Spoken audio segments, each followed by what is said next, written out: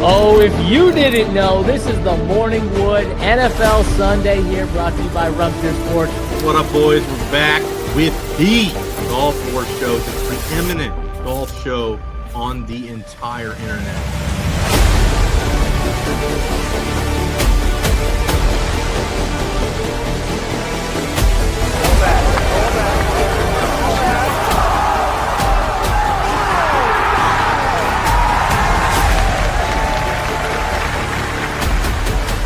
Huge weekend of baseball coming up. We haven't really had a final week like this in a while where there's so many teams that are still alive. High fly ball into right field. She is gone! Unbelievable! A home run for Gibson. Freeman hits the ball to right field. She is gone! Gibby meet Freddie. They might have the best pass rush in football. They were adamant about not having a slow start. How many times have they disappointed us? So I'm having a lot less of this game. The game is over. The New York Jets are the world champions. Mahomes swings it. It's there! Home run! Jackpot! Kansas City! The Chiefs are back-to-back Super Bowl champions!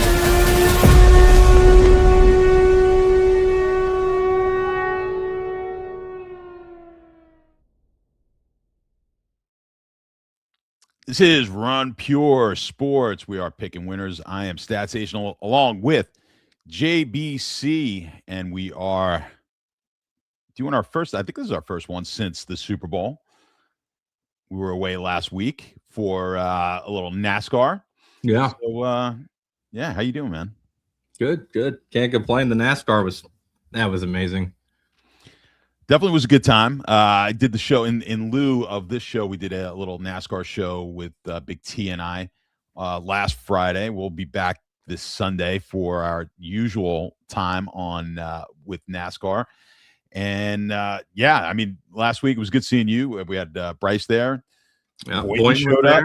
Yeah, so we had quite a few of the boys were out in Daytona for a little racing, man. Yeah, no, I mean, in the race itself, I mean, that final lap, that was everybody wrecking right in front of us was crazy. Well, I got confused, right? So I thought now Boynton's not a NASCAR guy. This was like the first NASCAR DFS he played. He was in a little pool, like you just kind of pick a name out of a hat. And he had Hosever, who was winning there. What looked like normally in past years would have been the final. That would have been it. Like the yellow flag would have come out. They were on the final lap. There would have been no overtime, and the winner would have won on that wreck. But I think NASCAR is making a concerted effort now to not allow these guys to keep racing when the wreck happens behind you. Like, just let them race to the finish line. So, you know, we were in the box in the suite, and I was telling Steve, I'm like, yeah, you won as long as he made it to that marker before the. Meanwhile, the whole race is still going on. Corner of my eye, here they come wrecking down the right in front of us, because we were sitting right at the finish line. So I'm like, wait, what happened? Yeah, they changed it. Yeah, I didn't realize they were still racing. So there was a little controversy on X, of course, as everything else is controversial on X as far as how they are now handling these cautions. But I do like the fact that they are letting them drive, even not necessarily even on the last lap. They were doing that kind of all race long, where if they can, you know, especially on a track like that, it's 2.5 miles. It takes them a while before they're going to get back around to you. If they can get you off the track and get you out of harm's way, they're trying to keep those cautions to a minimum. So it'll be definitely a new twist here for NASCAR that we'll have to keep an eye on. But yeah, that was a lot of fun. We definitely enjoyed it. Beautiful resort that they put us up at. It's only an hour and a half away, but it was really nice. I mean, the coach buses, the whole everything. It was all really well done, I think. Yeah, and no, it was great because we could only see the finish line, and the most important thing happened right on the finish line. And it's Daytona when Ricky Stenhouse comes in second place, and he ends up in the ambulance. Yes, yeah, that's Daytona, man. So that is classic Daytona. Canada just scored the winning goal in the final minute of the hockey game against Finland. Oh. So that would have been easier for the U.S. if Finland had won, but yeah, that's all right. That's the matchup that you want. Yeah, I mean, Well, we should beat Slovakia, so Let's hope I so. would hope. That is the final is when? It's like early in the morning, right? On I think it's like an 8 a.m. final. Yeah, like 2 or 3 days from now at like 8 o'clock in the I morning. think it's Sunday at 8 in the morning, which I mean, I guess kind of sucks, but yeah, they should have moved that to at least a Sunday afternoon. Yeah, we'll be up doing golf at that time anyway. No, I'm not worried about watching it. I just think as far as the for television, I mean, that's got to be certain. Obviously, here it's going to be a. Well, they had to think that U.S. and Canada would be in it, or at least one of us. Well, even if you put it, I mean, it's going to be a European team or U.S. or Canada. If you put it in the afternoon, U.S. time, Eastern time, you know, 2 o'clock, 3 o'clock. They could have played it at 2 or 3, yeah. Yeah, and then you're looking at like 8 or 9 o'clock time out there. So it's which would have made more sense, I guess. But I guess look, the world doesn't always revolve around us. Yes, it does. But I can't imagine anything's going to get more viewership than the hockey final. No, the men's hockey, yeah. Although the women's hockey was electric. Well, it was an unbelievable I mean, it was a fantastic move. Did she? Yeah. You know, I watched it. Obviously, I saw it a million times. But then when I saw it from a different angle, she didn't get that off the rebound, did she? Did she just get that? No. So Canada was trying to shift change, and so she just went for it. Like she just took the move to get around her was unbelievable. But on the shot, was that clean? Did she just get it through the 5-hole? It wasn't the 5-hole. It was above her hip. It was okay because someone said fine. I'm like, that doesn't look it. And it was weird. I didn't have a great. It deflected. The goalie got a piece of it. Okay, she did. Okay. And what was even crazier is that woman is a defenseman. It's not like that was an attacker. I mean, it was a hell of a move. You got to get. I mean, yeah, a ton of credit. 3-on-3 is crazy. It's to win a game like that. It had. I mean, it wasn't quite the same. It was what was it? The Bobby Orr flying through the air finish. You know, one of those. It was a similar move. It was, yeah. So it was that was exciting. Nice to see.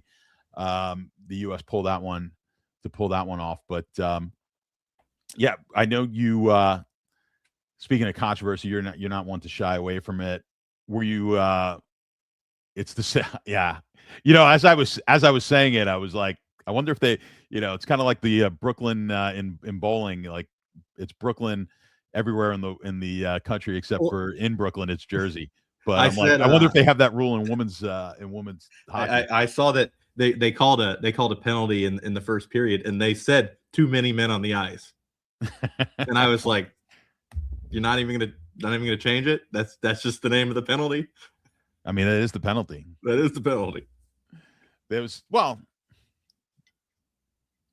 I'll keep my I was like there might have been a few men on the ice, we don't even know, but anyway, what was like, oh, you're controversial and maybe you're going to wind up eating your words here. Scotty Scheffler making a charge now. I mean, he's still yeah. Look, you can't. I mean, how much of that is trolling? How much of that do you really mean? With No, I mean, obviously taking it off one round, but it's like Tiger never would have done that. Not in a 78-man field. He's never missed a cut at the Masters. It's basically the same. But thing. He's not going to miss. Scotty's not going to miss this cut either. That's true. So, yeah, no, but my bit, you know, what I'm still loving it this week because I got Marco Penge at 200-1, and he was the first round leader. So I did the show for you Wednesday night, and I believe Wiley liked Penge as well. Yeah, and so we were discussing. I'm like, at one point on the show, I said, I can't believe like the attention that Marco Penge is getting from RPS. I don't think anyone else is playing him, but the people here at RPS. So then I look at it an hour or so ago, and I'm like, oh, there he is. Right, shot -5, right there. Yeah, well, I think the weather. I mean, the weather's not bad today, but like it's not warm. And a lot of these guys, these American guys, do not play well when it's not like ideal temperature. And I think that's at the top. Like you look at the top right now, Aaron Ryan, Matt Fitzpatrick, Ryan Fox, Potgieter, Rory, Marco Penge, Sepp Straka. It's a lot of guys that are accustomed to playing in colder weather. So even if it's not windy, you know, they're just more used to it. Yeah, it's not a bad take there. And then, you know, they played Hawaii. You're playing Torrey Pines down in San Diego. So outside of, I guess the weather wasn't all that great for them last week in Pebble. We were away. I didn't get a chance to watch one of my favorite ones to watch. I do love watching Riviera too. Maybe one of the best golf courses. Well, definitely one of the best. NorCal won. He's from NorCal, so he's probably used to it. He is he knows that place obviously pretty well. I mean, used to the and used to the conditions. Well, Pebble Beach is never hot and it's never like crazy cold. It's just always that. It basically looks like what Riviera looked like yesterday, which is 50 degrees, windy, although raining. The last time me and you were out in San Francisco, it was fucking rainy and cold and all kinds of shit. Yeah, well, when you go to Pebble Beach, they don't have air conditioning. Right. You just don't need it. They have fireplaces at the resort, but it's now illegal in California to use your fireplace. So that so we can't use them anymore when we go out there, which was like the one thing. All right, you grow up in like no one has a fireplace where I grew up. So I would go with a bunch of guys from New York, and our favorite thing was just go out there and make fires because we never did it. So there's something about fire with men. Yeah. I mean, my wife loves to she'll chop some wood and want to do a fire outside when it's cold, which is not really my thing. But inside I'll do it. We also trick the dogs by doing the Netflix fireplace, where it just looks like a fireplace and makes the noises. Yes. And so they get happy because they think we're turning on the fireplace, but then it's just not. Well, here's something that I never saw again in New York, which is people have these burn pits where they'll just burn branches and leaves and stuff like that. So then one of the houses that I bought had one there, and then I just became obsessed with I'm trimming every branch and then burning it. And I don't know why. It's I could sit there for 2 hours just watching leaves and branches. You might be a pyromaniac. No, I think every guy's got a little of that built in. This kind of the stuff we like fire, we like aiming games, games like curling and darts. Yes. And dude, we had the longest debate earlier. I showed you the curling. The U.S. women had it was a football type decision, going for it on 4th down. They could either take the points or go for the win by you trying. Described it perfectly, and without being a curling expert, I was what I do know about curling is going second is a huge advantage. You basically and so Switzerland was going second in the 10th, so USA had to try and score a bunch in the 9th because they were losing, and the only way to score a bunch was to try some crazy fucking bumper shot, or they could have just taken the tie and tried to force the Swiss to tie in the 10th, which probably wasn't going to work. So they went for the crazy fucking bumper shot, and it almost worked. But the announcers were getting on their case about it, and we were having this long game theory debate in the chat about it. And you know me, fuck taking the points. Don't ever kick the field goal. You got to go for it. Again, if you're going to do the analytics in that situation are real easy. Well, Wiley was thinking that Wiley was, because I asked Wiley, I'm like, oh, so an Olympic level curler, what's the odds that they can hit this bumper shot? And he was over 25%. Then it definitely no brainer at 25. It's not even a question because the Swiss for sure would they would be 90% to get one in the 10th. I would think. Yeah. Maybe 80%. That's what you're saying. Yeah, I don't know that, I don't know the game well enough, but that's an easy stat to figure out. Know these guys, they know exactly. And the Switzerland is the best team. That's the other part of it, is that we were a substantial underdog. So that's when you're the dog, you go for it. You're the dog when they're going to have the advantage of throwing last. Yeah. And yeah, I mean, it would take that shot. You'd have to make that shot 5-6% of the time for it not to be worth it, probably. Mm-hmm. So if you're giving me, honestly, I mean, it just came out a little thin. It was the right throw. I just didn't work out. Yeah. No, that's, I mean, but it was just funny because it's this is to go to the gold medal match, and you end up having to throw this stupid ass bumper shot. I've never seen that your whole career. You were describing. I've never seen him do it either. Yeah, you were describing. So basically, I mean, now you're doing pool type of calculations where you're figuring out angles. Yes, it reminded me of billiards, and Adam is the one who drew. He drew the diagram. Oh, the one you sent me was from Adam. What I said, he drew it of what they were doing. Yeah, there's all sorts of. I'm not a huge, 8-ball, 9-ball player, but there's a lot of, I mean, it's all angles, right? So there's all mathematical formulas as far as what you need to be aiming at. People that are good at these sports, it's half like hand dexterity, and the other half is like spatial reasoning. Like you have to be able to see the pattern in the the chaos, so to speak.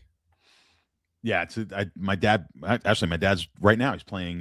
He's in his bocce league, which is a very similar. Bocce's good. Very similar sport. So he's like, most people play and they don't really think about they're just every shot is just try to get it as close to the ballina, which is the little ball, which would be similar in curling. Like the average person would play and like, oh, just let me get it as close to the center as I can. But there's so much more involved than just you gotta fuck with the other people.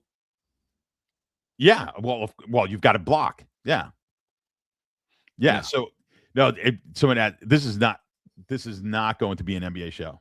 Yeah, no, it will. We'll have some picking winners here, but that NBA is a mere part of the show. We talk all sports. Yeah, no, we do. Actually, you know what I wanted to bring up, because we do talk sports betting. We're going to talk some NBA stuff. It's getting more and more popular. What's as far as these the Kalshis of the world and these projection or these prediction market type of sites. I was seeing people get on them this weekend when we were over in just kind of live betting through.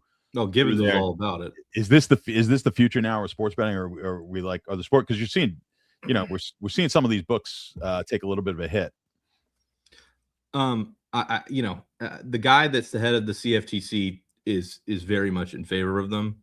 I think it's more of a legal argument than an argument as to whether it's like the right thing as far as for the customers. Obviously, having a Betfair type exchange market would be best for everybody. The sports books the sports books have not seemed inclined to offer that so far, other than DraftKings with their new with the prediction market. But I don't see them succeeding in taking that sort of power away from the states to decide which is what they're trying to do. So, I mean, it's a legal issue more than anything. And there's a guy I follow on Twitter is at Wallach Legal, WALLACH Legal. And he is big following it. He's a lawyer that follows all the cases that are going on involving the various prediction markets in the states and in the federal courts. And so if you really want to know what's going on there, that's a good person to follow. It's probably, what year was I guess it was 2018 when everything turned legal, when that Supreme Court case for New Jersey was talked about. And that is true. Yes. Including Italians. Yeah. Well, dinner in Italy, I mean, it's going to run you like 3 hours. So, there's a lot of talking involved, but the FanDuel had opened up the sports book in New Jersey, and they'd opened it at the Meadowlands over at the at the horse racing track that they have there. And I got invited out to that, and I remember, and they had to deal with Betfair, so which I was excited about, because I said, "Oh, does this mean you guys are going to offer peer-to-peer?" And the response was, and this was a pretty high up person at FanDuel, was they thought the learning curve was too high. Clearly, that's not the case. And exactly, people love the shit out of Kalshi. Exactly. So I'm like, if you kind of build it, they will come, sort of thing. Like, people will figure it out. And if they were able to figure it out in Europe, we've been using Betfair for ages in Europe. Well, they'll figure it out here as well. And like you said, that has been the case, because I thought that was the better way to go. Why even take the risk? Then you don't have to worry about limiting anybody. You don't have to worry about any of that nonsense. You're basically just going peer to peer. You charge a commission and away you go. Plus, you've got all these markets now that are not just sports related. You've got all these political and entertainment. I guess the one thing that's, people love to always harp on the negative. As soon as sports betting became legal, we talked about this with the fixing of games and the fixing. Now everyone wants to know, well, there's a ton of inside information that is available. Yeah. When, especially in these odd markets, is Trump is Trump going to attack Iran today? Market. Well, the somebody good thing with that, I mean, that's a serious issue. But the good thing with that market is, if you do see a massive spike, That's going to be very alarming. Yeah. But on a more on a level of a bet where it's like the national anthem at the Super Bowl, or the first song for Bad Bunny, which I believe like on CNBC the CEO of Kalshi had to defend, because they were saying, well, when someone who works for a company, or the CEO or the CFO, they've got obviously inside information. They cannot trade Well, on also, that all the people information. that were in the show, That's what they were Bad saying. Bunny knew what the song was going to Right. be. They're like, the dancer, what's going to stop the dancer from calling their brother and saying, Right, hey, they're paying them $1,000 to be there. If they're like, the person dressed up as a tree or whatever they were doing, it's like that person is absolutely going right to Kalshi with that shit. yeah, why wouldn't you? And but that information also gets spread so quickly that market. Mhm. I'm sure I didn't look at the markets on what the first song was going to be and all that stuff. Well, I mean, no, somebody told me what the first song was going to be like 2 days before the fucking thing, and Yeah, that definitely had to have just leaked from the rehearsal. Of course. And once it goes, I mean, you know how this stuff works. Like you'll be 10 times removed from the original source of the information, but it just starts to spread in the gambling Right. world, the sports betting world. Everyone's like, It's all a game of telephone. that's it. So eventually it makes its way around. But I mean, I like personally as a sports bettor though, do you like these type of markets? No, it's for sports. I think it's good. For sports, I think it's good. The offering odds on everything type deal, I think you need more regulation because there's too much potential for insider stuff. Oh yeah, no, I agree with you as far as that goes. We shouldn't be able to bet on whether we're going to attack Iran today. Yeah, well, the concern there is not. I don't think someone's going to put a big bet on there and then start. Somebody put like maybe they will. 1.2 million or something. I saw on Twitter on it. Yeah, and then go ahead and start the war just to cash in. On Right. Yeah. Like, well, it's like the guys that bet, will there be a streaker, and then they streak at the. Well, that idiot went and told everybody. Yeah, the guy did it, and then they take the money away from you. What are you, dumb?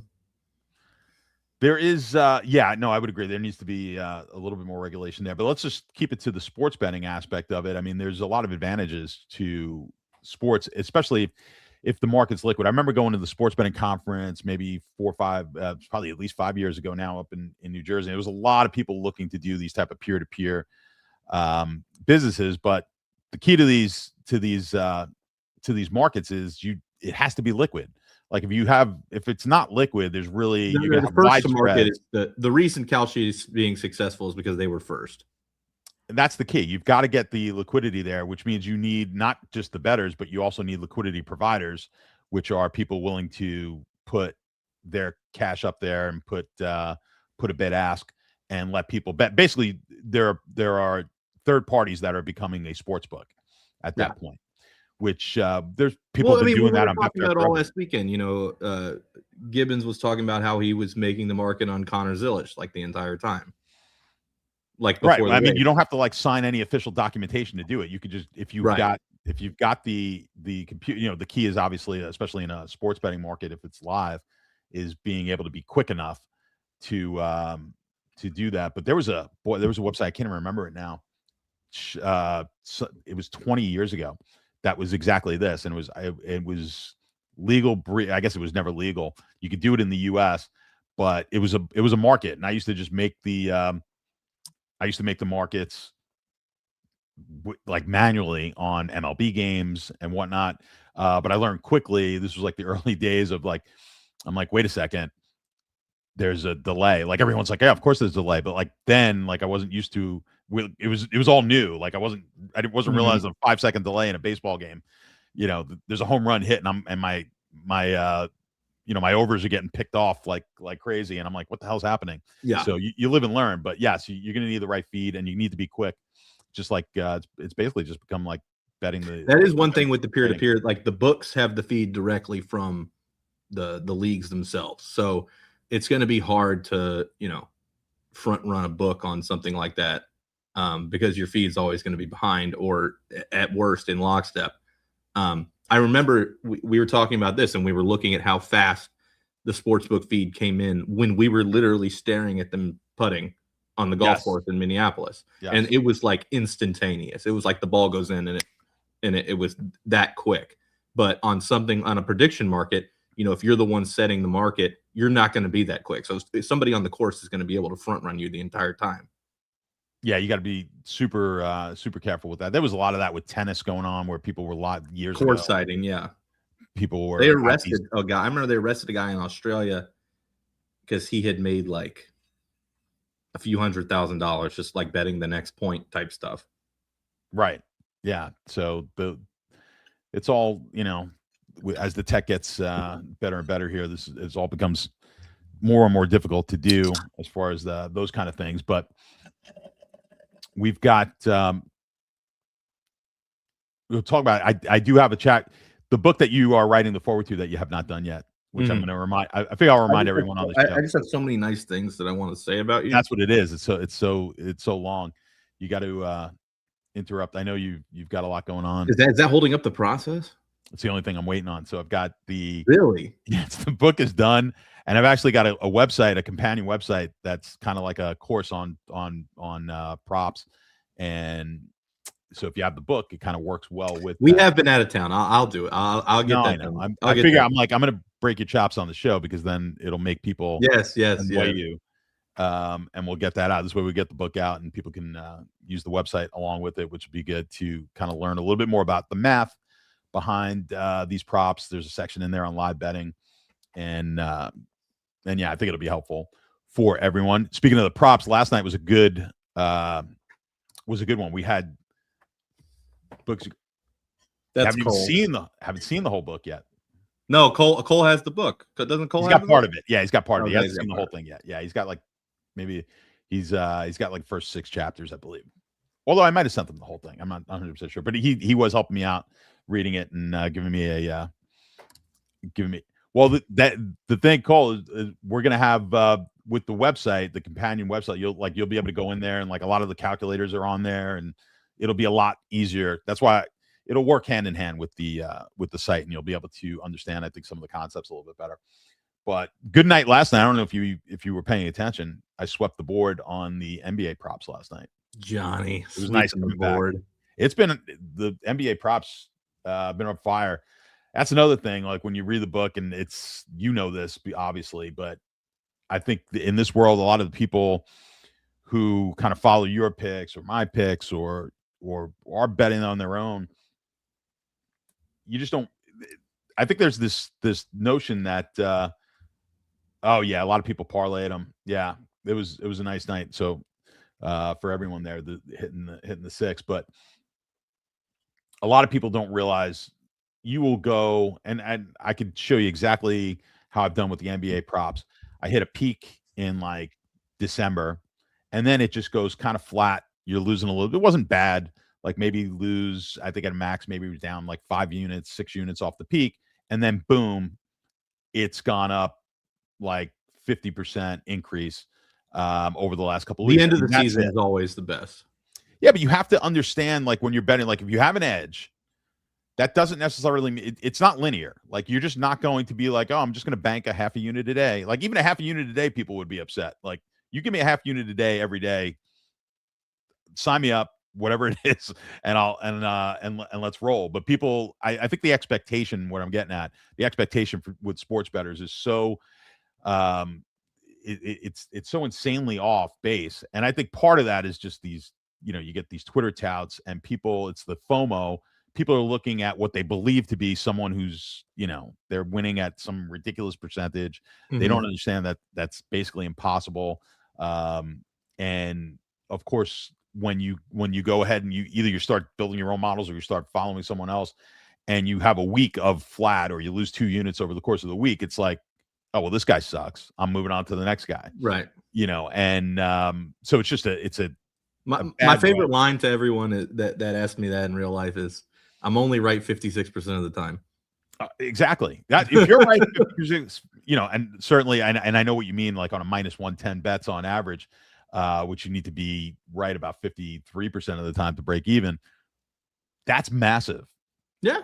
It's massive. I made a living off it for 13 years now. It's massive. And you know where you could get your biggest edge is really having the most outs that you can possibly have. And by outs, 100%. I mean the most sports book. And that's tough with the limiting. Yes. Obviously there are alternative strategies that I am not going to discuss on the No, show. no, no. Yeah, of course. Yeah, it's tough. That's the hardest part. That is the hardest part. The hardest part is not that is the number one thing that I've learned in 13 years being a professional sports bettor is that the hardest part is not winning. The hardest part is getting the money down. Get the money down. And just for the average guy out there or girl, it's depending on your state. And if you have access to multiple sportsbooks, you really have to have accounts at all of them if you want to be profitable. The difference in 5 cents, a lot of people look at it. This kind of leads into one other thing, but people bet a minus 115. They're like, it's minus 115.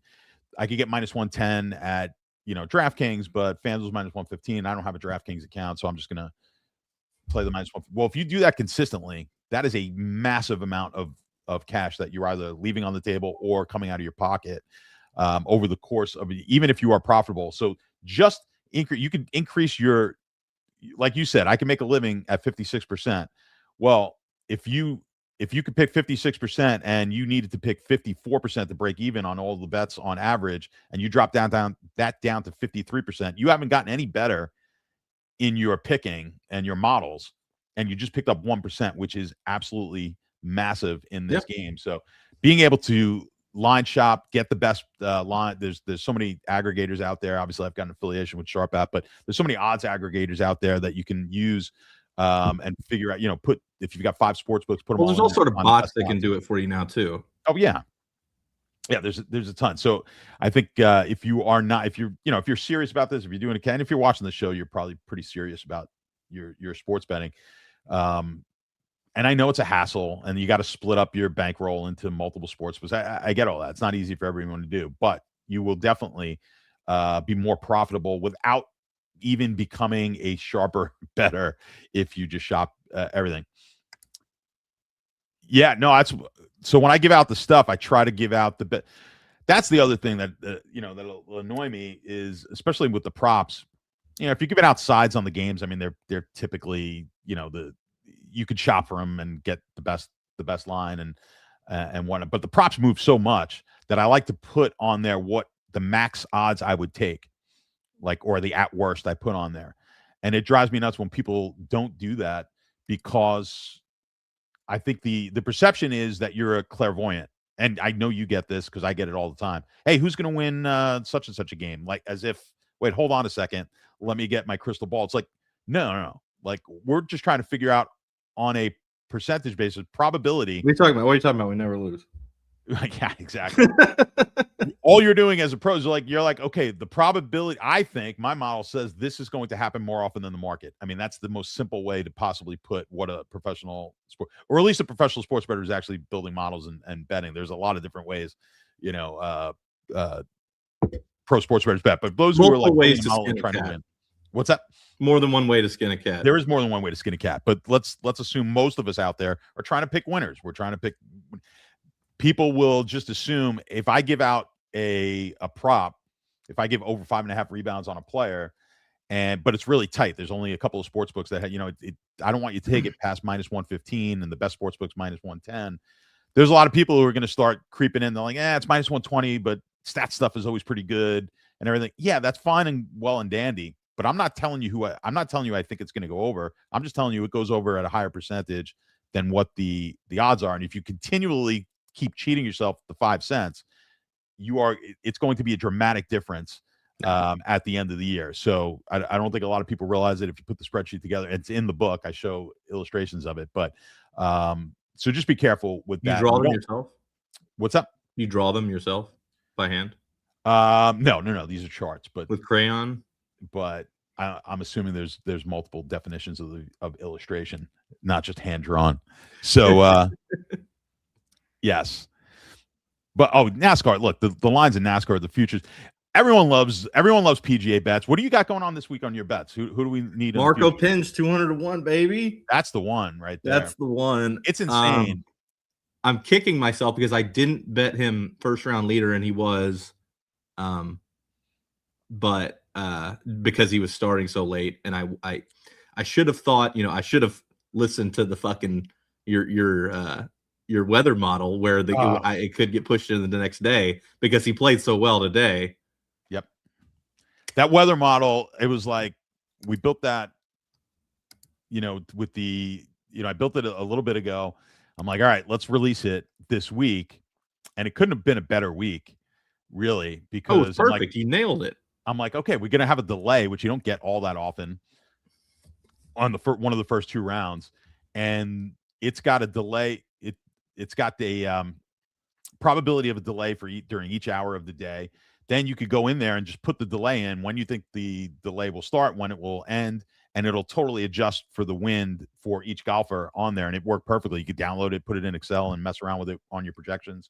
So it's so much better than what the typical way we looked at weather was, which is, all right, AM, PM. If it rains, I think maybe, like it was way more of a guessing game. Weather's a big enough guess. Then when you're guessing the weather on top of how it affects each individual golfer, who's got the time to do that, nor who could figure that all out. So now it's just done for you. Like all you got to do is go on there and look at it. And you got to see, you haven't even seen it yet. I just updated for MLB. So with the same concept of PGA, I put in it's got a delay probability and a postpone probability, but the weather changes during these games as well. So a lot of times a game, you can live bet when it changes. Yeah. And I think that's one thing that you may get an advantage of with the live betting and then take a look at it before the games on the MLB. And for those who are subscribers, all you have to do is go on. I published it live. If you go into the weather app, I think it's only in our drop down right now for golf, but go in there and go to the MLB tab. It'll show you like during the game, it's going to say like approximately 5th, 6th inning, the weather's going to shift from a pitcher's from a pitcher edge to a hitter's edge.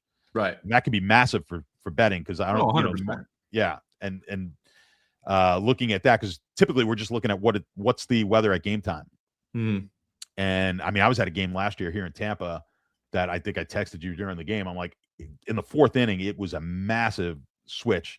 Like you needed a cannon to get the thing out of here. And that, the field that they were playing at the Steinbrenner Field here, which was in a big home run hitting stadium last year. Yeah.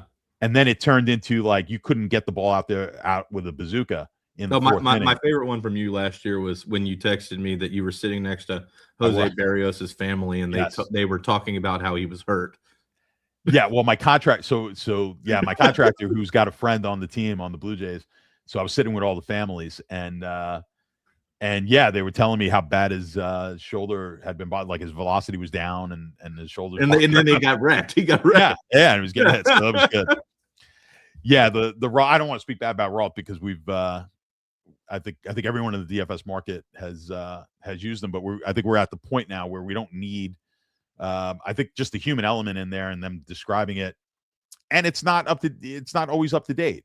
So like these, you're getting fairly up to date weather forecasts that are coming in, and I'm making it as easy for you to just analyze it without being an expert. I'm not an expert in weather either. Like be able to just analyze. You kind of are an expert in weather. I'm your expert in the weather. So, and I think you built this tool just so I'd stop asking. I 100% did, which I know Wiley was joking with you about, and I said I'm going to look forward to like Wednesday nights not having JBC go, all right, what's the weather look like for tomorrow? And he goes, that's not going to end. And I go, 100% that's not going to end. I'm still going to get. I'm going to ask you about the weather. I'm going to ask you about the weather 100 times still. Of course. But now it's going to be less work for me because I'll just go to the app that we have on the site and I'll be like, and I'll know it ahead of time. So now I don't even have to look at it. That's what's going to happen now is I'm going to make you go read. Yeah, of course you are. No, trust me. I'm fully aware. It's all it's all good. It's been the story of my life dealing. No, but for baseball live betting like that, that sounds amazing. Like because the algorithms the sports books are using are not going to factor that kind of thing. They're not factoring it in, but it's not going to happen every game. But you're going to get what I foresee, and maybe we'll get it to the point where I get it like actual live what's going on. But at least you could look at the game and go, all right, let me keep an eye on this game. Right. And then you can see it's kind of going in that direction. And then I'm going to flip and then start taking overs or start taking unders for the rest of the game. Could be worth it. What I also did was I compiled a lot of the studies on weather when it relates to baseball as far as pitchers control strikeouts and things like that. So I actually put in a model now based on what the humidity is, what the temperature is. And, wet weather actually is better for hitters in the sense that there's a lot more walks. Pitchers don't have as good a grip on the ball. The hotter it is, it's better for hitters. But there's that sweet spot for pitchers. Like when it's too cold, it's not good for pitchers. When it's too hot, it's not good for pitchers. So there's a lot of data out there. I was like, well, let me start doing some research and then we can build a model. Well, the other thing I think about when it's raining is like, if you're hitting, it's harder to judge the spin on the ball because there's projectiles going through the air. So they're like, one, the pitcher's less likely to throw a strike. Two, the hitter is more likely to take a fringe pitch. Yeah. Just because you can't see it, right? Point too. Yeah, and it's these are small. It's not like they're massive edges, but when you're looking to bet, if I've got there's a 2 to 4% edge or like 2 to 4% greater chance of a strikeout now because of weather conditions, that's huge in your model. And over time. So like I said, it goes right back to what we were talking about earlier. You're looking for very small edges any way you can get. If you're a card counter on blackjack card counter, like people think that's the other thing. They're like, oh, you're just a card counter. You're just going to go there and win. No, all you've really done is flip the edge from like 1.5% to the house to 1.5% to you. Right. Which means you might not even be able to sit there long enough to recognize it because they're going to toss you. They're going to toss you, and you need to bet. The key to the reason why they had teams is because you need volume. Yeah. So they would go with a bunch of teams, a bunch of people in a team to play because you've got to maximize the opportunities when the deck was in your favor. I remember vividly. I was in Resorts World the week of the AFC and NFC title games, and I walked by the high roller room there, and I remember the last time that I was there was, I think you were with me.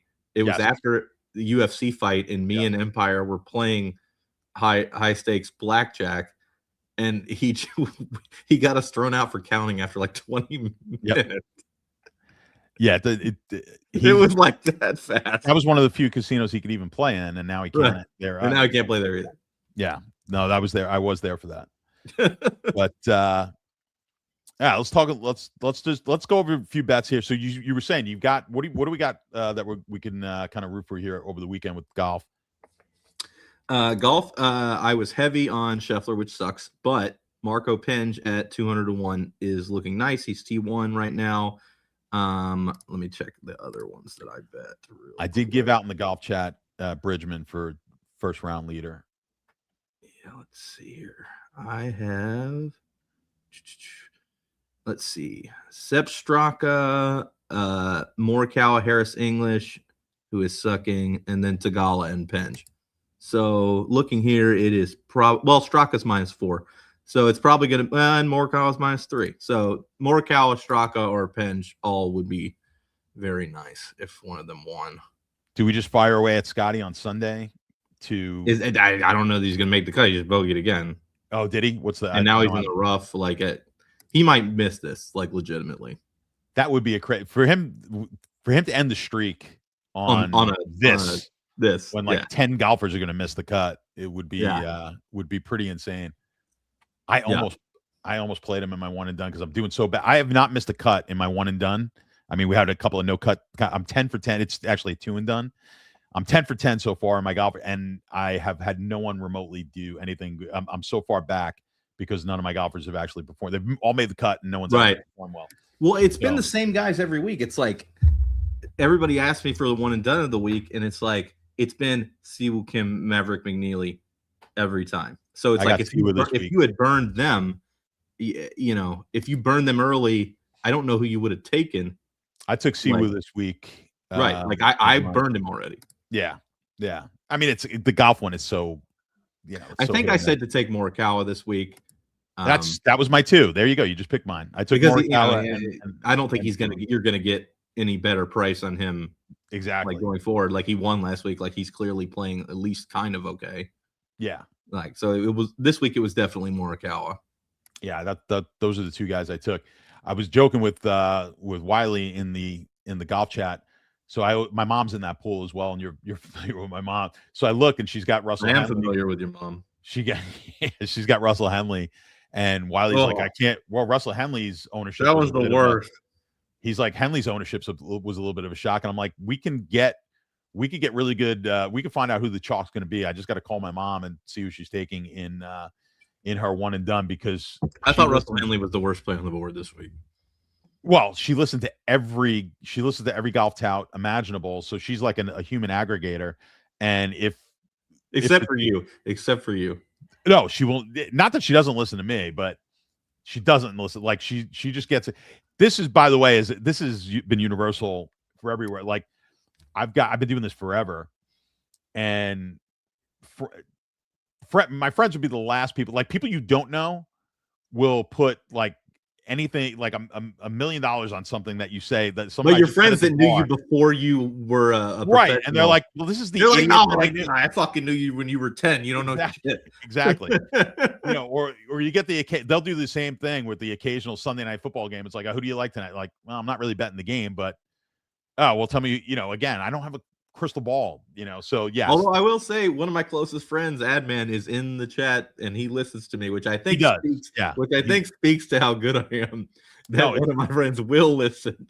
But I think that's the thing. It's when you're familiar with somebody, you're like, well, he can't be good. Like, how can he be the one who's good at this? I knew him. I've known him forever. But when people meet you, a lot of my friends do listen to me, so there's that, which is good. Yeah, no, they don't.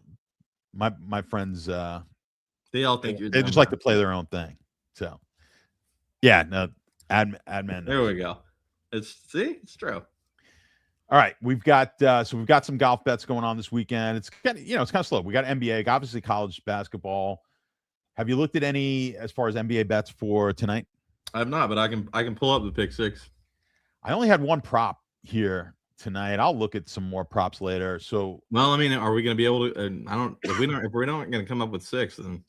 No, I could do a pick six, but as far as actual prop, like the pick six is a little bit different the way because it's a little more static and there's a freebie, yeah. And I like to look at the pick six as far as I like to compare it to the betting markets and look for some edges there on the pick six, as opposed to just straight, if I was just straight prop betting. Right. Well, on the props. Oh, we're definitely taking my boy on the freebie. Well, kind of freebie. Jalen Johnson. Let's see if I'm smart or not. You let me. Oh, we're going to bring up the pick six now? Yeah. All right. Let's do that. Let's do a little pick six here for DraftKings. I'll give you guys out my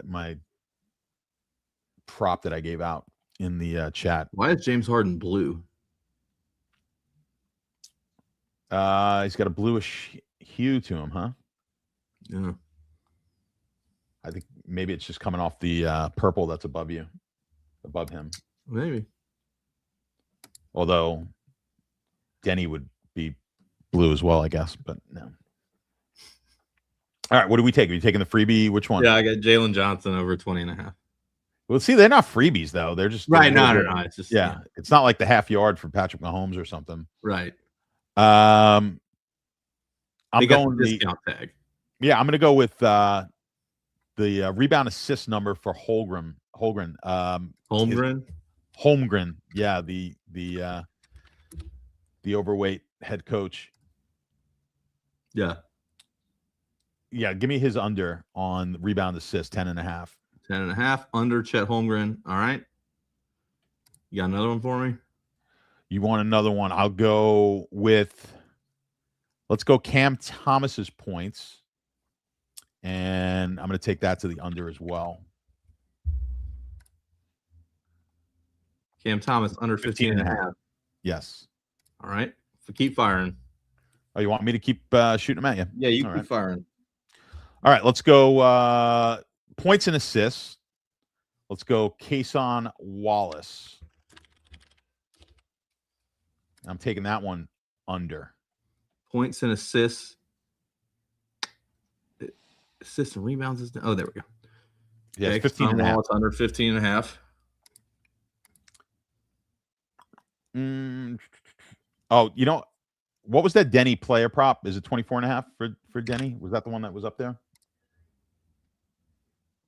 25.5 points. 25.5. Give me that to the under. Okay. What One we more. got, 5? Yep. Let's go.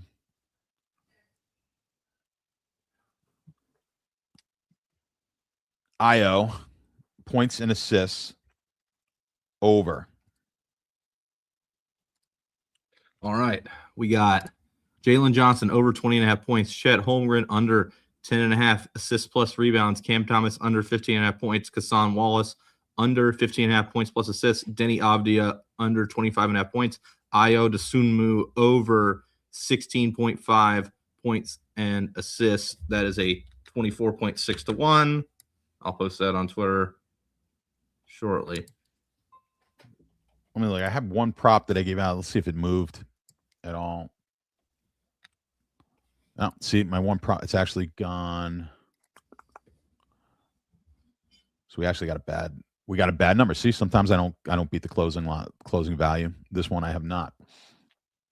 But I still like it. Cody Williams under rebounds, but that one is moving against us. That's what I gave out in the chat. So we'll see. I'm on 6 in a row. I'm due to lose one as far as our bets, but I'll look and see. Yeah, because that's how that works. Well, I'd say that for that exact reason, right? It is due. Yeah. But that is the betting mentality, right? Yes. That's the whole reason they put red and black and all the numbers up on the roulette wheel. Yeah, to show you what just hit, because that's not going to hit again. I was down in Atlantic City with this girl I was dating at the time, sitting at the blackjack table. Of course, there's the roulette table right there with all the numbers, and it was like, oh my God, like my numbers come out like 3 times or whatever it is. I got to run over there and play it. I'm like, that's exactly why they put that thing up there. I actually argue. I know you'll say, well, then he wasn't that smart. I don't want to say I argue with like a guy who's 160 IQ, but a fairly reasonably intelligent person arguing with me about craps and how, his system was based on like previous numbers that had come out. And I'm like, it's all like, no, the dice do not know what the last. Unless they're weighted. Well, that's different. Yeah. Well, that was the theory. That was the theory in roulette for years. I don't, who knows? Maybe in the old days it was, but like where the is it a croupier on the roulette table, or is it just they don't call him a dealer? I don't know what they call Say him. that again. Do they call him a croupier? In the crap table, it's a croupier. Oh yeah, I don't know. On the roulette table, I don't know if they use the same terminology. Roulette seems, I don't know. It seems like the French name would be appropriate, but yes, that's true. But when they're spinning it, there was the theory of like playing the section of the wheel, right? Like playing all, because they're, so you look at whatever, I don't know what numbers are near each other on the wheel. Well, I'm sure back in the day they weren't as like, thorough with how they checked the wheel. So it like, if there was like some sort of weighting behind the wheel, like where it was fucked up in a certain part, like you probably could take advantage of something 100%. like that like 50 years ago. Yeah, 100%. But not now.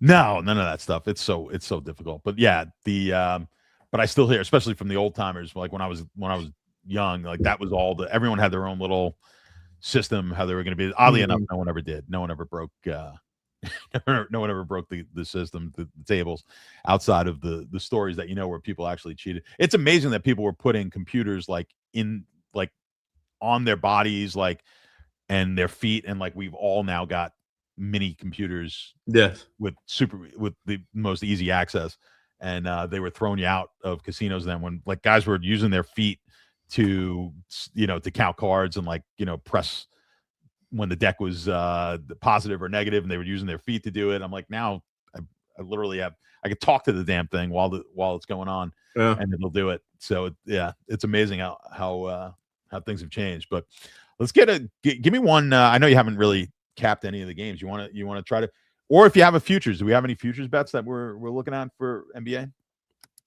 Let me well, I took that Warriors future last week. Yeah, well, we know we're gonna work out with the trades. We lit that one on fire already. I've been more in the Olympics has been where it's been fire. Yeah. So what do we got for the Olympics? Let's do some Olympic stuff. Yeah, I was gonna say like today We took the USA -2.5 against Slovakia, and that game's in 20 minutes. All right, so So we're laying the I 2.5 think goals. that's a route. Yeah, we're laying 2.5 goals there. Yeah. That's a good one. That game starts 2:15 Mm-hmm. Eastern. All right. I don't think we're gonna have any trouble. Well, what's the money line on that? It's got to be massive. Yeah, I want to say that the 60-minute line was like -300 or something. So the regular line is crazy. Let me ask you. Speaking of that, right? So a lot of people, the instinct for most people, I've done this bunch too. You know, you take a minus, you're like, I'll take the -300 and then find another big favorite that you like, tennis or something like that. I mean, the Olympics, you got a lot of opportunities for that. Do you like parlaying those at all? Yeah, a lot of people. Yeah, you know, there's an event. Tell me why. I'd rather just fucking lay the 300. If you like 300, then it's lay 300. Right. So if you have an edge there, don't force it. Yeah, a lot of people don't, because a lot of people just don't want to play a -300 or above. You're going to get it in MLB, right? Well, in UFC a lot, UFC. people give me flack if I post like a -240 favorite, but it's like, so I'll give them inside the distance line or something. But a lot of times it's like I like the money line best. Like, -240, just because it's a big money line doesn't mean it's not an edge. A lot of times those are the biggest edge. Yeah, I mean, if you're playing Kelly, like essentially you want to bet. You're betting even more, obviously, because it's a big line, but you're betting more because your variance is a lot lower on these larger. I talk about this all the time, but the biggest edges are on these boxing fights where you're getting, the schmaz boxing fights where the guy's like -400, Jake Paul shit. Like that's honestly the Jake Paul fights should have been like your biggest 5 bets of the last 2 or 3 years. Yeah, it's like all of them, either on him or against him every time. They've all been fairly easy to figure out which way it was going to go. Right. Bet on him against Tyson. Bet on him against other scrub. Bet against him against Joshua. Like it. Yeah, the Joshua fight, there was no chance in hell. But a lot of these, yeah, I mean, one of the, we made a huge bet on Mayweather against McGregor. I mean, that was one of the big ones. Yeah, Mayweather against Canelo, Mayweather against Berto, Mayweather against all of them. You've got to, we've talked about it on the show, but the big favorites typically have there's less hold on the favorite side than there is on the big underdog side because nobody plays for that reason. Like no one wants to play. Right. So they're taking 50 bets on the underdog for every one on the favorite. And all of their handle on the favorite is going to come from guys like me just coming in and betting a fuck ton of money. Yeah. When you follow any of these guys who work at the sports books, the sportsbook managers and all, if it's a big fight or anywhere where you're going to have a big underdog and a big favorite, typically they're always going to be like, well, we've got a ton of liability here if Jake Paul wins. Like that's they're never going to have liability on Joshua. Right.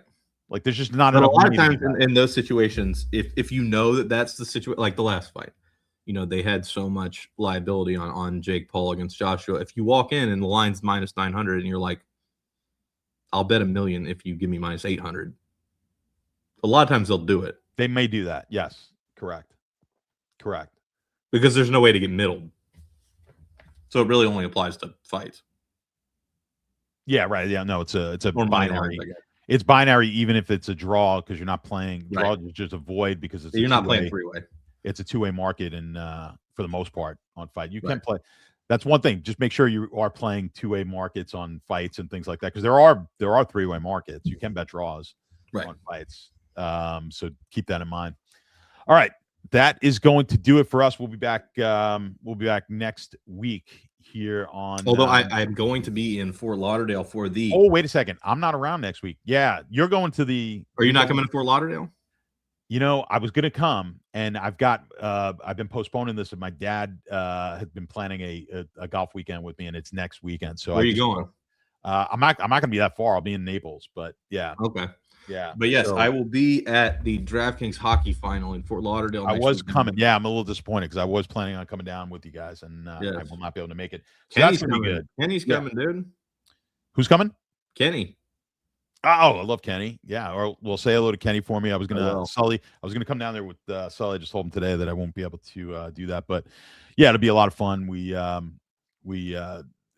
enjoyed it last week with a bunch of the guys who. It's always the same crew. That's all. That's at all the top DFS guys. Brady, I will go over UFC in the morning. I wanted to see the weigh-ins, and then I've gotten distracted doing other things today.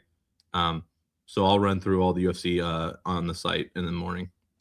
Yeah, I got to. I didn't even told you. I'm looking. I mean, we're starting to like add some things here to Run Pure. Like I worked on that weather model, which looks really good right now. Working on some things for NASCAR. We're working on some things for golf. We're working on some things for MMA too. So I want to start hitting some of the smaller sports that so many people love to play, yet. I mean, that's a big appeal for us is that we do everything. We do League of Legends, we do Counter-Strike, we do fucking, NASCAR, we do everything. Yeah, and my goal is to just be I want to be the best at all of those sports, which I think we are. I think we are now, and I think now we're just going to have just so much more. I will say this: I do like Hernandez tomorrow against Strickland. Strickland I was expecting Hernandez to look bad on the cut, and he looked fine, and Strickland looked bad. So I think that's going to be a mauling. I just feel like Strickland. He's got my. He won me over yesterday. I think. No. How do you not get behind that? So, it's tough. It's tough not to root for him. He is. Man. All right. So next week, perhaps we're gonna have a week off, and then we'll probably be back because both of us are gonna be out of town. Maybe we can talk some hockey next week if we get in there. We'll start talking some hockey, and then once it's back from the Olympic. By the time we get back, we're gonna get close. We'll start talking some MLB futures. We'll talk about win totals. We'll talk all that coming up. March is gonna, the end of March. That's it. MLB starts. Matter of fact, today we've got our first spring training games going on today. There's 5 games today. So baseball is back, baby. We will, and we'll have a bunch of it. So we got a lot to talk about. We'll see you guys in a couple of weeks. For JBC, I am Statsational. This is Run Pure Sports. We'll be back in a couple of weeks. Good luck.